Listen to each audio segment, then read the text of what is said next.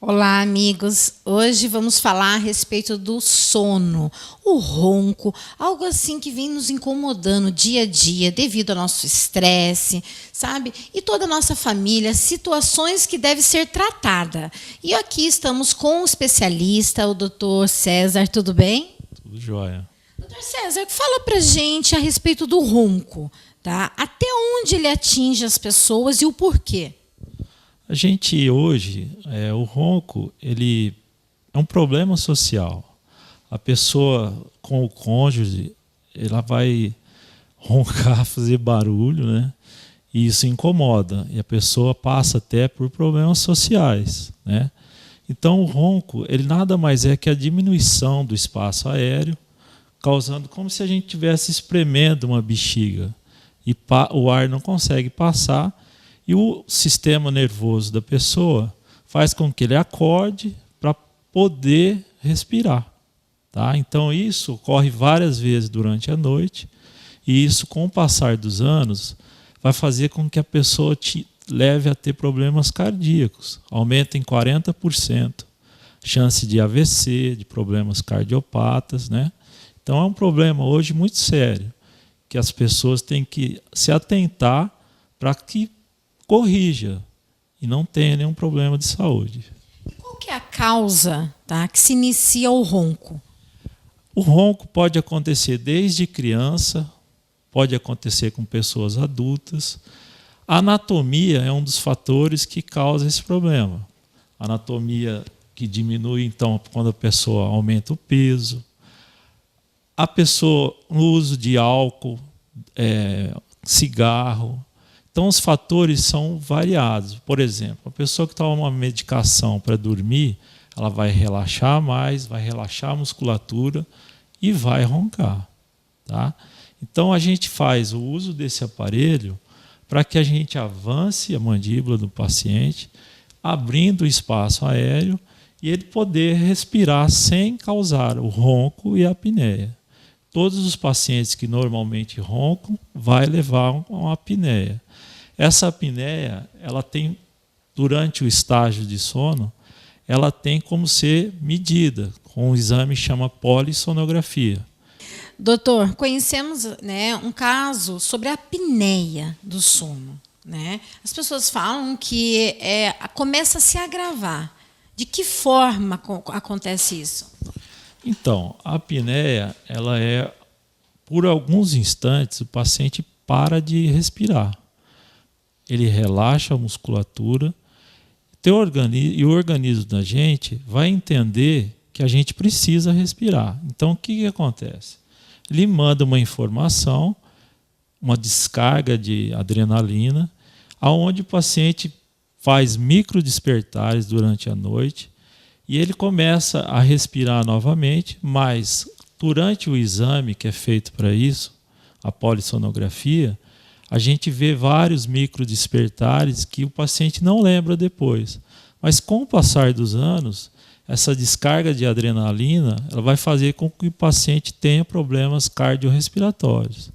Aumenta muito a chance do AVC, de problemas de infarto do miocárdio, né? Então, isso que a gente tem que se atentar. E hoje, com o estresse que a gente leva, a vida que a gente leva, os casos cada vez aumentam muito mais. Com o passar do tempo, a gente vem notando que, junto ao estresse, o paciente tem muito mais apneia. Existem alguns casos, ainda bem que são poucos, até de morte por apneia. Então, pessoas obesas, né, já de grau mórbido, ou pessoas que passaram muito tempo sem tratar. Agora, felizmente, a gente sabe que os casos de apneia acontecem, por exemplo, na mulher, quando ela passa para a idade adulta, ela começa a juntar mais gordura da cintura para cima. E o homem é ao contrário. Por isso que as moças, né, têm o culote maior, porque até uma certa idade a gordura é armazenada na parte inferior, abaixo da cintura. E depois, quando a pessoa já tem a terceira idade, ou na menopausa, né, que a gente fala, essa gordura vai ser localizada para cima, na região do pescoço, né? E o homem é ao contrário. Uma idade para isso varia muito, mas a gente sabe que até em criança pode acontecer. Como deve ser tratado a apneia? Então, nós temos casos de apneias leves, moderadas e graves. As apneias leves e moderadas a gente consegue tratar com aparelho intraoral.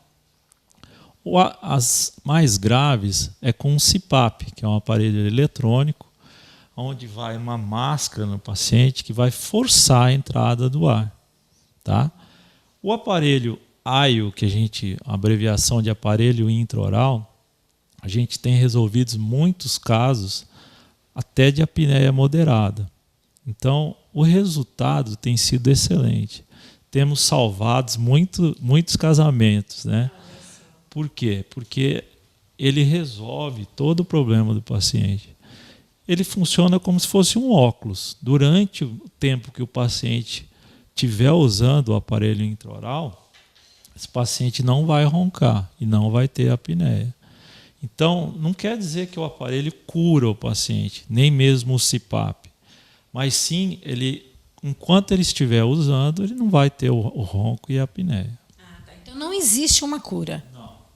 Antigamente se usavam cirurgias, né? A cura, por exemplo, ela existe quando o paciente é retrognata. O que é isso? Quando ele tem a mandíbula muito para trás e ele faz uma cirurgia ortognática, por exemplo, que é uma cirurgia também que trata do problema de ronco e apneia. Porque essa cirurgia traz para frente toda a mandíbula do paciente. Olha só, sabemos que o ronco, a apneia, né, é um caso sério. E não tem cura, né? Tem os seus aparelhos que pode amenizar. Agora, sim, para não chegar a esse estado, qual é a prevenção? Na verdade, assim, o paciente deve sempre fazer atividade física, não ter tanto estresse, é difícil hoje em dia. Mas o aumento de peso facilita muito o aparecimento do ronco, da apneia. E, na verdade, a gente não tem como dizer assim, olha, são várias causas, não só uma, né? Então, a prevenção é ter uma vida saudável, uma vida que não leve tanto ao estresse, atividade física, não ganhar muito peso, não fumar, usar o mínimo possível de álcool. As drogas para dormir também afetam muito. Então, são multifatorial. Essas são algumas das causas. Certo.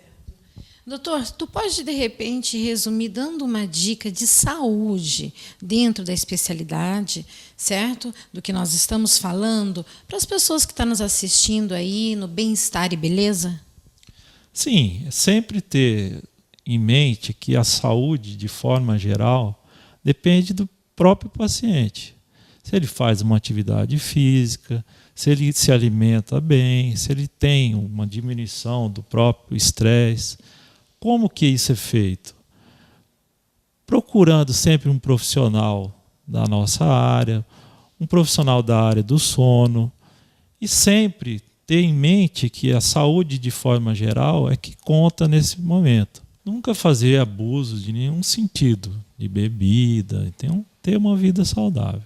Então, vamos procurar cuidar da nossa saúde, porque o sono, sabemos que faz parte do nosso crescimento, da nossa inteligência, do dia a dia. Como a gente se compor, assim como a gente ter uma vida saudável. Obrigada, doutor. Muito obrigado a vocês. Estamos sempre à disposição.